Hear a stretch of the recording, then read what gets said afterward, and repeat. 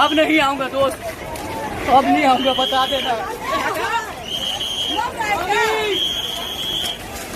સુરતના Udhna railway station પર આજે વ્યવસ્થાના લીરે લીરા ઉડ્યા. વતનની વાટ પકડી રહેલા હજારો પરપ્રાંતિયો માટે મુસાફરી આફત સમાન બની ગઈ. 24 કલાકથી કતારમાં ઉભેલા મુસાફરોની જ્યારે ધીરજ ખૂટી ત્યારે સ્ટેશન પર અફરાતફરી મચી ગઈ. જુઓ આ દ્રશ્યો. ટ્રેનમાં જગ્યા મેળવવા માટે લોકો જીવના જોખમે સ્ટેશનની બાઉન્ડ્રી કૂદી રહ્યા છે અને અંદર ઘૂસવા માટે પડાપડી કરી રહ્યા છે.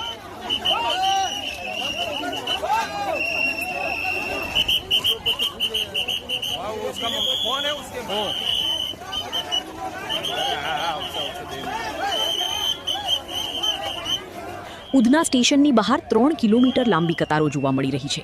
7,000થી વધુ મુસાફરોની ભીડ સામે માત્ર 2 ટ્રેનની સુવિધા હોવાથી સ્થિતિ કાબુ બહાર ગઈ હતી. અસહ્ય ગરમી અને ઘૂંઘરામણને કારણે અનેક મુસાફરો બેભાન થઈ ગયા.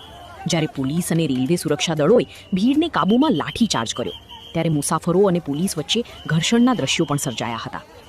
રેલવે તંત્ર દર વર્ષે સર્જાતી આ ભીડ માટે અગાઉથી આયોજન કરવામાં નિષ્ફળ રહ્યું હોય તેવું સ્પષ્ટ દેખાઈ રહ્યું છે. 16 કલાક સુધી લાઇનમાં ઊભા રહ્યા બાદ જ્યારે ટ્રેન નથી મળતી ત્યારે લોકો મજબૂરીમાં કાયદો હાથમાં લઈ રહ્યા છે. હાલ સુરતના ઉધના સ્ટેશનથી આ અફરાતફરીના દ્રશ્યો